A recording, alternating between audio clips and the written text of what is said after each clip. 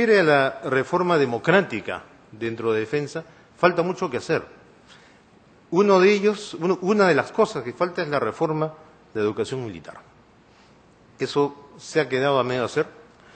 Falta un código de ética, un nuevo código de ética que diga claramente cuándo un oficial tiene que cumplir órdenes y cuándo puede no cumplirlas.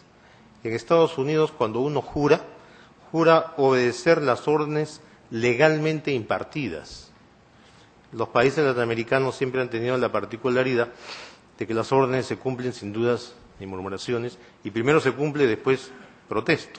O sea que si a mí me ordenan con un grupo de oficiales y soldados ir a cerrar el Congreso,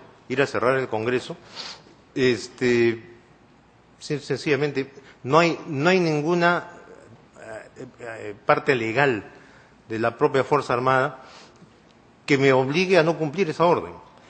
Y lo que ocurrió, y aquí estamos discutiendo el tema de la Comisión de la Verdad, lo que ocurrió fue oficiales que fueron formados para hacer lo que hicieron.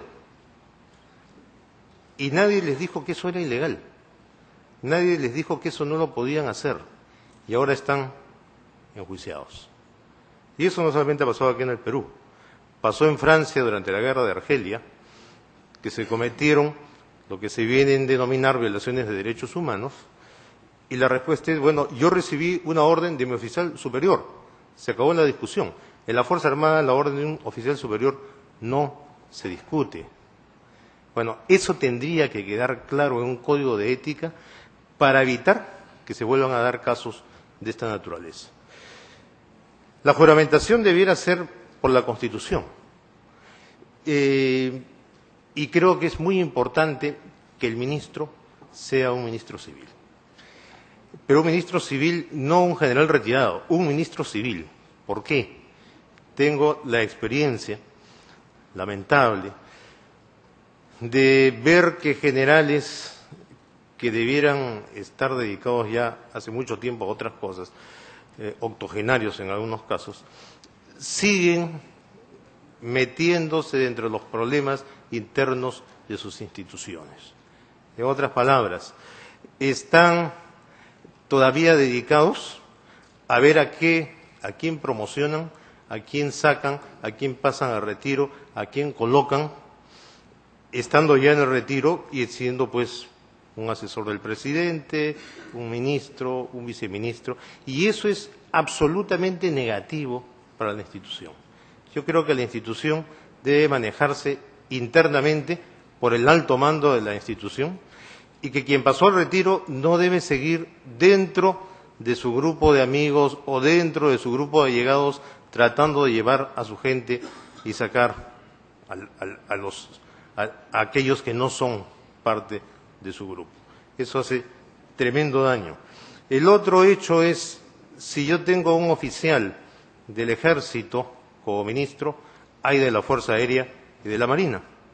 Y si yo tengo un oficial de la Fuerza Aérea, hay del Ejército y de la Marina y así sucesivamente. O sea, es evidente, si yo tengo 30 o 40 años dedicados a una institución, tengo mis amigos y tengo mis enemigos. Jalo agua para mi molino, no puedo evitarlo, estoy acostumbrado a hacerlo. Con un civil ahí se acaba el problema. O sea, el civil no forma parte de ningún grupo y de ninguna argolla. Luego está el tema... Con el tiempo, un minuto. Termino rápidamente. De la reforma militar. Y voy a mencionar rápidamente la parte militar, solamente los temas. Doctrina conjunta. Se quedó en el tintero, ¿no es cierto? O sea, no hay doctrina conjunta todavía. Operatividad, no diré cero, pero bastante baja. Y operatividad va con entrenamiento. Si no tengo aviones, no vuelo. Si no tengo buques, no tengo entrenamiento. Entrenamiento bajísimo. Ingresos. ¿Cuánto gana un soldado? Un soldado gana 100 soles. Entonces, ¿cómo puedo yo, con soldados que ganan 100 soles, defender la patria? ¿Cuántos soldados tengo? No puedo decir el número, pero es peligrosísimamente bajo. ¿Por qué? porque son voluntarios. Y no se presentan voluntarios. A 100 soles mensuales no tenemos voluntarios. Batallones que debieran tener 600 y pico de hombres tienen 100 y tantos, 150 hombres. Material obsoleto. Nueva organización de acuerdo a las realidades. Debiéramos tener una nueva organización de acuerdo a las nuevas realidades. Más fuerzas especiales, más movilidad, menos blindados, pero tener blindados en este momento, tenemos blindados absolutamente obsoletos, más antitanques, prepararnos para guerra simétrica, etcétera. Creo que me ha vencido el tiempo, así que lo dejo acá. Muchas gracias.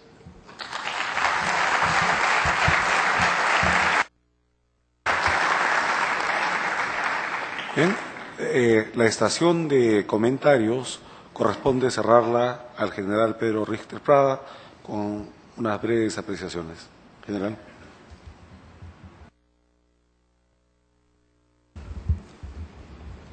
¿A cuántas cosas se puede uno referir esta noche? Ha habido tantos conceptos que se han vertido que realmente podríamos pasarnos la noche hablando de ellos. Pero sí quisiera referirme a una cosa que acaba de decir el doctor Obando, relacionada con la guerra contrasubversiva.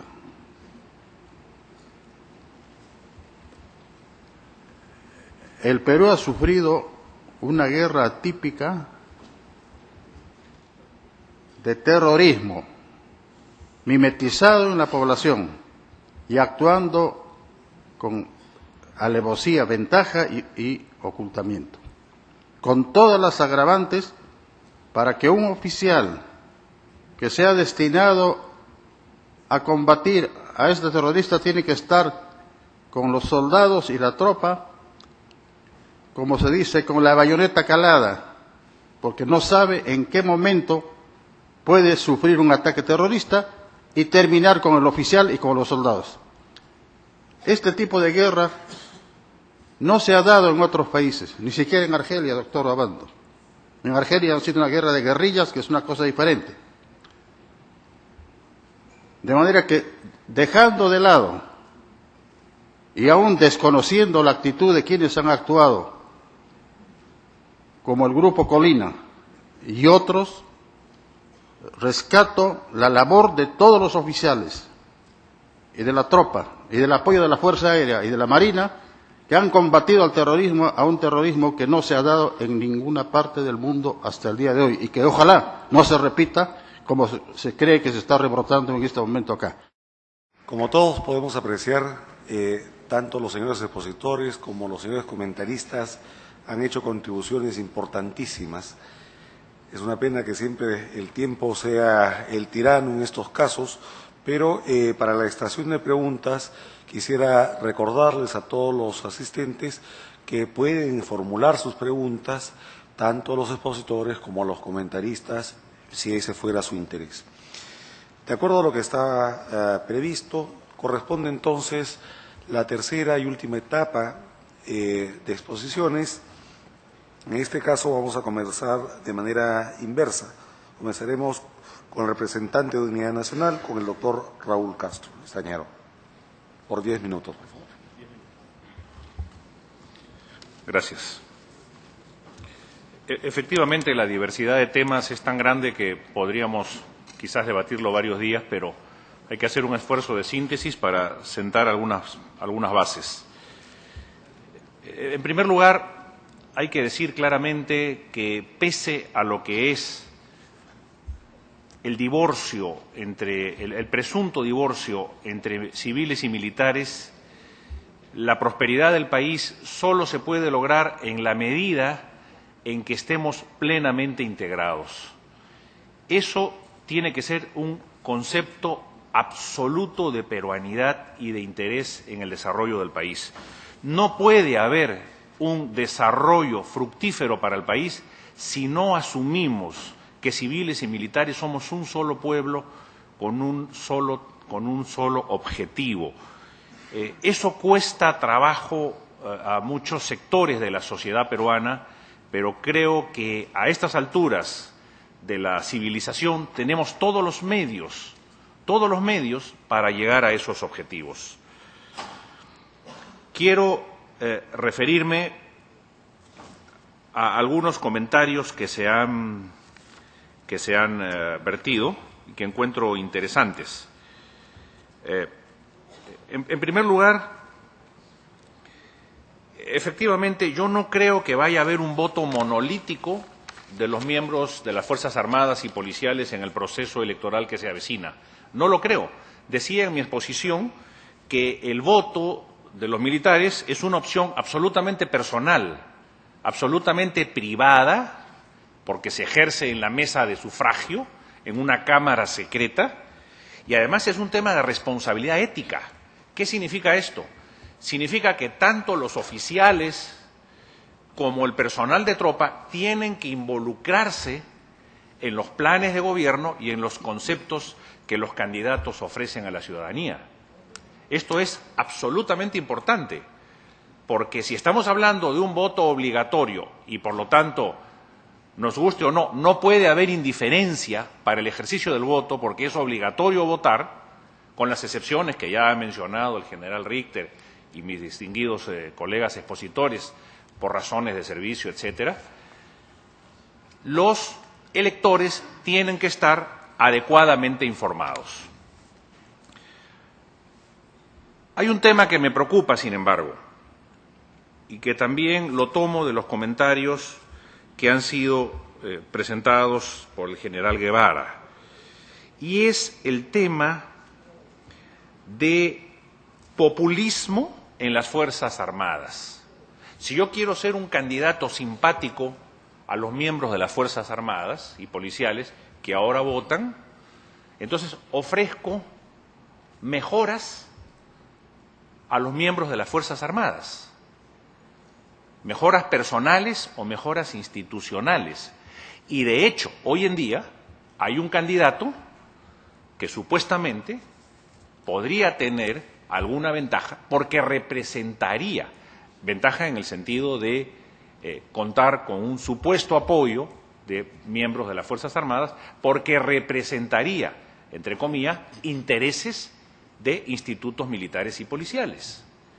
Esto creo que es un tema que tiene que ser tocado con absoluta seriedad, porque las Fuerzas Armadas y policiales no pueden ser materia de clientelismo político, ni de populismo, ni de demagogia.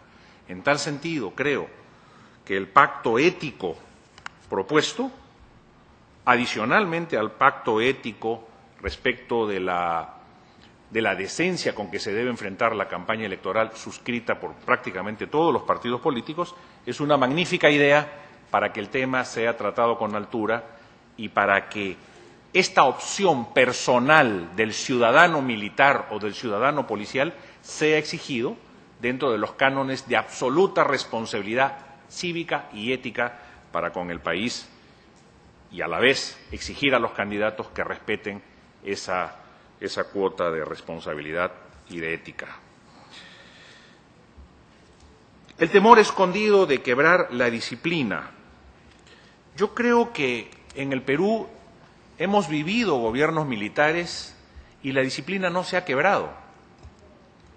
Yo diría que ese temor de quebrar la disciplina por el hecho de que los militares puedan votar es un temor que ha sido ampliamente superado.